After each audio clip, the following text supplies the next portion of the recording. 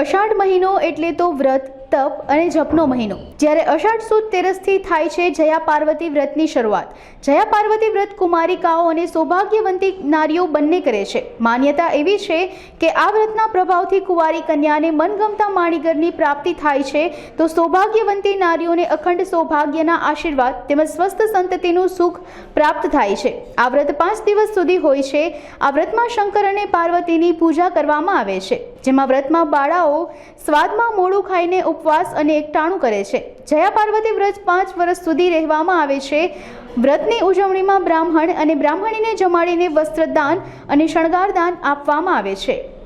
ઇન્દ્રવદન શાંતિલાલ ત્રિવેદી પંચનાથ મહાદેવ મંદિર આજથી અષાઢ સુદ તેરસથી જયા પાર્વતીના દેવતાના વ્રત ચાલુ થઈ ગયા છે। 5 દિવસના આ વ્રત બાળાઓ વિવિધ કામનાઓ માટે રહે છે અને મોરું ખાઈને ઉપવાસ એકટાણા કરે છે। આ વ્રતનો બધે વિવિધ મનોકામના પૂર્ણ કરવા માટે, જેમ તે બહુનો ભરથા સારો મળે એ માટે, કુટુંબમાં સુખ શાંતિ રહે એ માટે બધા વિવિધ પ્રકારના વ્રત થતા હોય છે।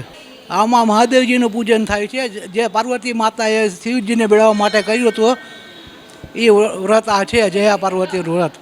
મારું નામ મનહરભાઈ સેવકરામ જોશી, જાગનાથ મંદિર, યાજ્ઞિક રોડ।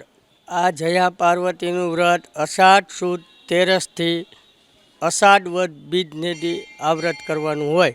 આ વ્રત કરવાથી શંકર અને પાર્વતીની પૂજા કરવાની હોય અને બહેનો એના પતિનું આયુષ્ય લાંબુ થાય એટલા માટે આ વ્રત કરવામાં આવે છે।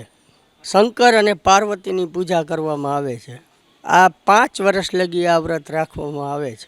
આ વ્રતની ઉજવણી બ્રાહ્મણ અને બ્રાહ્મણીને જમાડવા પડે, એને વસ્ત્રદાન અને શણગારદાન ગોરાણીને આપવાનું રહે।